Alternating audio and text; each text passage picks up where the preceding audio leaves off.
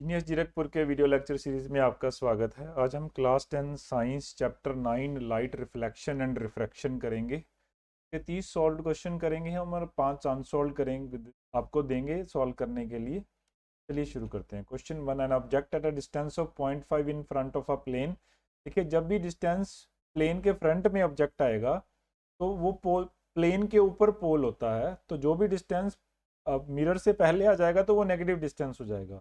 तो मिरर के केस में तो हमेशा ही u नेगेटिव हो जाएगा। u is the distance of the object, distance of the object and the image is. अब हमें ये बताना है कि मिरर का डिस्टेंस कितना है। So distance in the plane mirror distance is going to be 0.5 plus 0.5।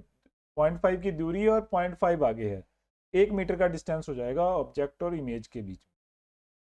Question 2 करते हैं, B is the answer. Question 2, number of images formed when two plane mirrors are inclined at angle of 90 degree. चलिए इसका formula देख लीजिए। तो n is 360 by 90, जितना भी mirror में एंगल होगा उससे डिवाइड कर लेंगे, तो n is going to be 4। तो टोटल इमेजेस हो जाएंगी ऑब्जेक्ट मिला के। तो इमेज कितनी हो जाएंगी, एक ऑब्जेक्ट निकाल देंगे हम, 4 - 1 3। तो answer is A3। Question 3, which one of the following statement is not correct. Not correct बताना है, करेक्ट नहीं है, बाकी करेक्ट हैं। देखते हैं।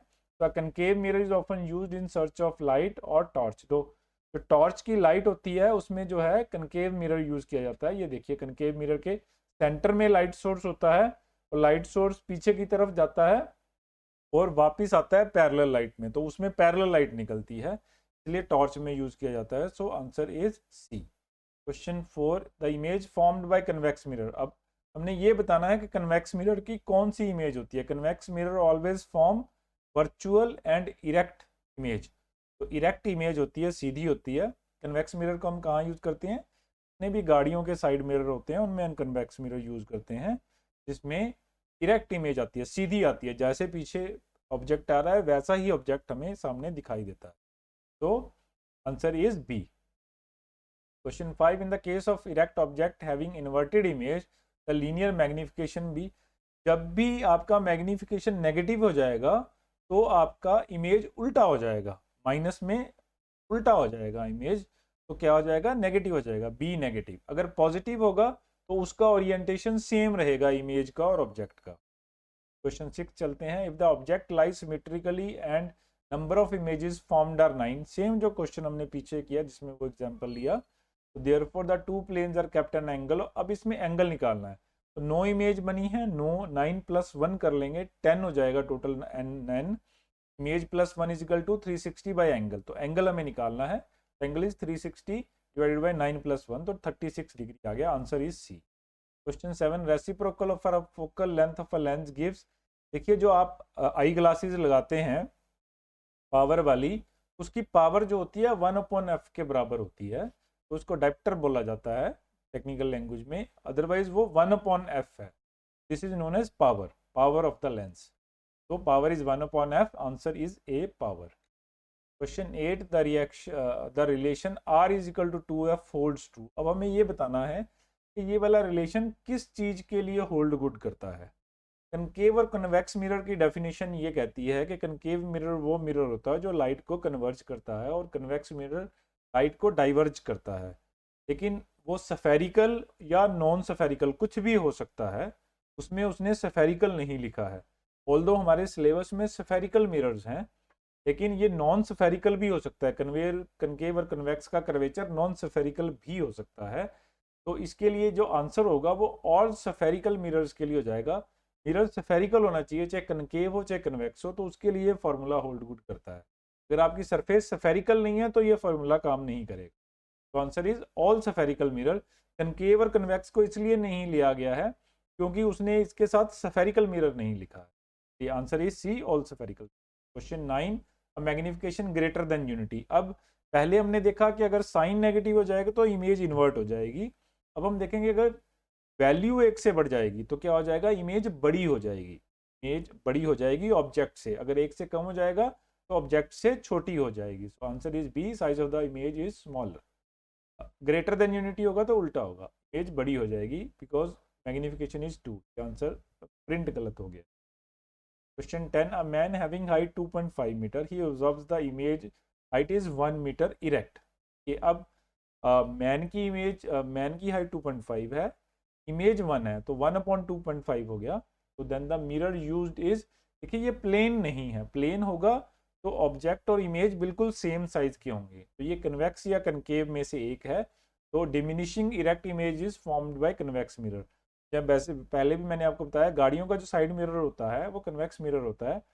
अगर पीछे से कोई बस या कोई कार आ रही है तो उसकी इमेज आपको छोटी दिखती है, तो ये कन्वेक्स मिरर की बात कर रहा है, क्योंकि बड़ा है, ऑब्जेक्ट बड़ा है और इमेज का साइज छोटा आ रहा है।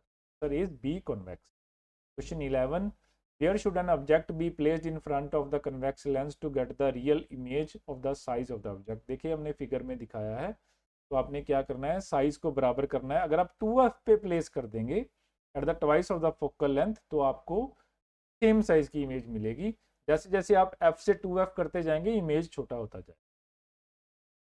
Find the value of incidence angle and reflection angle on the diagram. देखिए इंसिडेंस एंगल और रिफ्लेक्शन एंगल पहली बात तो दोनों बराबर होते हैं। जो इंसिडेंस एंगल बनता है वो नॉर्मल टू द सरफेस से बनता है। इसने जो एंगल दिया है ये टेंजेंट टू द सरफेस से दिया है, तो हम क्या करेंगे, 90 में से माइनस करेंगे। टेंजेंट और नॉर्मल का एंगल जो होता है वो 90 होता है, तो हम क्या करेंगे, 90 में से 35 को माइनस करेंगे, 55। एंगल ऑफ इंसिडेंस और एंगल ऑफ रिफ्लेक्शन दोनों बराबर होते हैं क्योंकि दोनों नॉर्मल से बनते हैं। So answer is going to be 50। 13, an object is place 60 mirror in front of the convex mirror. अब ये u की वैल्यू दे रहा है और ये माइनस है, -60 है। The virtual image is formed by the mirror is located 30 metre behind the mirror. अब मिरर से आगे चला गया, मतलब पोल से आगे चला गया, तो v की वैल्यू पॉजिटिव हो जाएगी। What is the object magnification, में मैग्निफिकेशन बताना है। मैग्निफिकेशन का फॉर्मूला क्या होता है, माइनस वी अपॉन यू, तो 30/60, तो 0.5 आ जाएगा। Answer is C. Light ray A and B falls on optical component X and comes out as C and D. अब आप देखिए लाइट डाइवर्ज कर रही है, तो ये डाइवर्जिंग लेंस है। तो कौन सा लेंस डाइवर्ज करता है, मिरर ये हो ही नहीं सकता, कि अगर मिरर होता तो ए बी वाली साइड पे ही लाइट आ जाती, तो लाइट पास होगी, तो ये लेंस है पहली बात। दूसरी बात, लाइट डाइवर्ज कर रही है, तो इसका मतलब ये है कि ये डाइवर्जिंग लेंस है। तो कौन सा लेंस डाइवर्जिंग होता है, ये कनकेव लेंस, कनकेव लेंस है जो डाइवर्ज कर रहा है। Answer is A. In a spherical mirror and a thin spherical lens has each focal length of -15। तो हमें ये बताना है, बेसिकली ये प्लस और माइनस की वैल्यू बता रहा है। जब भी फोकल लेंथ आपकी पोल के पहले आ जाए, पोल से पहले फोकस आ जाए, तो आपका लेंस क्या हो जाएगा, तो आपकी फोकल लेंथ माइनस हो जाएगी। जब भी फोकल लेंथ पोल के आगे चली जाए, तो आपकी जो है फोकल लेंथ प्लस हो जाएगी। तो मिरर और लेंस दोनों में सेम ही रहेगा। क्या आंसर हो जाएगा इस केस में बोथ आर कॉनकेव, क्योंकि नेगेटिव है, पीछे आ गया। तो answer is A. 16, which of the following lens would be you prefer to use while reading the small letter found in dictionary। तो हमें बड़ा करना है लेंस को, उसको इमेज को बड़ा करना है, तो हमें बड़ा साइज चाहिए, 1/f बड़ा चाहिए। हम क्या करेंगे, f की वैल्यू को कम रखेंगे, then answer is going to be C, convex focal length of 5। 17, an object is situated at a distance of f/2 from the convex length focal length f। उसने f की टर्म्स में दिया है, तो डिस्टेंस ऑफ द इमेज निकालना है, वो भी f की टर्म में है। तो क्या करेंगे, हम सिंपल फॉर्मूला लगाएंगे, 1/v minus 1/u equal to 1/f। सबकी वैल्यू पुट कर देंगे, answer is going to be -f। Answer -f हो जाएगा, that is D. Question 18, two plane mirror are set at right angle and flower is placed between them, the number of image formed will be, हमने पीछे ही किया, 360/90 करेंगे तो 4 आ जाएगा, 4 में से एक ऑब्जेक्ट माइनस कर देंगे तो 3 आंसर आ जाएगा। Answer is 3। पीछे हमने कैलकुलेट किया, आप रिवाइंड करके देख। In a man of 6 feet tall, what is the smallest plane mirror can be use to see the entire image. तो जितनी आपकी हाइट है प्लेन मिरर के लिए, उसके हाफ साइज का आपको शीशा चाहिए, half size. Answer is going to be 3 feet। Answer is A. 20, the ratio of sine angle of incidence and sine angle of reflection is called। तो इंसिडेंस और रिफ्रैक्शन का जो एंगल होता है हम उसको क्या बोलते हैं, वी कॉल इट, ये स्नेल्स लॉ से चलता है, तो it is known as refractive index, इसको रिफ्रैक्टिव इंडेक्स बोला जाता है। Is A. One object is placed 20 metre in front of a concave mirror, u minus हो जाएगा, ऑब्जेक्ट की प्लेसमेंट है तो minus u is equal to -20 of a focal length 12 का फोकल लेंथ है, the find the position of the end nature of the image. Position निकालनी है हमने, नेचर हमें साइन से पता लग जाएगी। तो पहले क्या करेंगे, 1/f equal to 1/v plus 1/u, v की वैल्यू निकालेंगे, फिर मैग्निफिकेशन निकालेंगे -u/b, दैट इज -1.5। माइनस का मतलब है उल्टा इमेज बनेगा, 1.5 का मतलब है इमेज बड़ी होगी ऑब्जेक्ट से। So answer is going to be 22। An object is placed at a radius of curvature of a concave spherical mirror, the image formed is, अब इमेज बतानी है कैसी होगी, located at the center of the curvature of the mirror। आप इसको calculate करके देख सकते हैं, आप u को f के बराबर डाल के उसको कैलकुलेट कर सकते हैं। 23, if the refractive indices of water and diamond are relative to air is 1.3 and 2.4। अब दोनों का उसने एयर के रिलेटिव में दे दिया है, then the refractive index of diamond relative to water निकालना है। तो हम डायमंड का इंडेक्स ऊपर रख देंगे और वाटर का इंडेक्स नीचे रख देंगे। चलिए कैलकुलेट करते हैं, 2.4 upon 1.33, 1.8 आंसर आ गया, 1.8 जो है बी आंसर है। 4, there is an equivox convex lens, focal length 20, the lens is cut into two equal parts perpendicular to the principal axis, the focal length of each part will be। तो हमने क्या करना है, बीच में से तोड़ के हमने 2 कर दिया लेंस, तो आपकी फोकल लेंथ जो है डबल हो जाएगी। Answer is C 40। 25, an object is placed 20 centimetre in front of a concave mirror, mirror के आगे है तो u इज -20, उस focal length is 25, where is the image placed, हमने इमेज की वैल्यू निकालनी है कहाँ प्लेस है, तो सेम वही फार्मूला लगाना है, 1/f equal to 1/v plus 1/u। तो हम इसको कैलकुलेट कर लेंगे, answer is going 26। Which statement best describe the property of light waves illustrated in the diagram. अब आप देखिए, आपको डायग्राम में दिख रहा है कि पेंसिल बेंड हो गई है, इसका मतलब है कि लाइट बेंड हुई है। बेंडिंग का जो फिनोमिनन होता है वो रिफ्रैक्शन का फिनोमिना है, ये रिफ्लेक्शन, अब्जॉर्प्शन और ओमिशन का फिनोमिनन नहीं है। तो answer is going to be C, light waves are refracted by some material because उसकी डेंसिटी ज्यादा है, is C. Question 27, light waves require air और another gas to travel through, उसमें ट्रेवल करती हैं लेकिन रिक्वायरमेंट नहीं है क्योंकि वो वैक्यूम में भी ट्रेवल कर लेती हैं, सन से लाइट हमारे तक वैक्यूम से आती है। Require an electric field to travel, नहीं, इलेक्ट्रिक फील्ड की बिल्कुल भी जरूरत नहीं होती है, हमारे घरों में कोई इलेक्ट्रिक फील्ड नहीं होता, लेकिन लाइट ट्रेवल करती है। Require magnetic field to travel, कोई मैग्नेटिक फील्ड नहीं होता फिर भी लाइट ट्रेवल करती है। तो answer is going to be, can travel through perfect vacuum. तो मीडियम की जरूरत नहीं है, बिना मीडियम के लाइट ट्रेवल कर ले। Is D. 28, what are the factors that determine angle of deviation in a prism. तो एंगल ऑफ डेविएशन किस चीज पे डिपेंड करता है, सबसे पहले आप समझिए कि हर लाइट अलग अलग एंगल पे निकलती है, तो हर लाइट की अलग वेवलेंथ है, तो वेवलेंथ पे डिपेंड करती है। इंसिडेंस एंगल पे डिपेंड करती है, उतना एंगल ज़्यादा बेंड होगा, उतना इंसिडेंस होगा।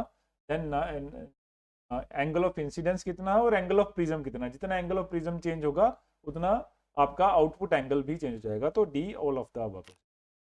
9, morning sun is not so hot as mid day sun because, देखिए अब लॉजिकली समझना है, हमारे एयर की डेंसिटी ज़्यादा होती है लेकिन जो लाइट बाहर से आती है वो लाइट क्या है, उस लाइट, वहाँ पे वैक्यूम है, तो लाइट जब सन से आती है तो क्योंकि एंगल से एंटर करती है एयर में, तो वो बेंड हो जाती है, बेंड होने के कारण थोड़ा ज़्यादा डिस्टेंस ट्रेवल करती है।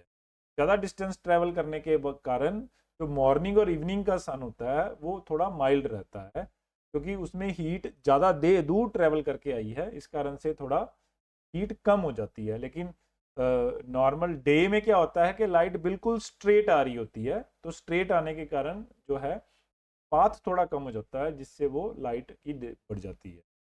Answer is D, sun rays travel are longer distance through atmosphere in the morning and evening, evening में भी सेम फिनोमेना।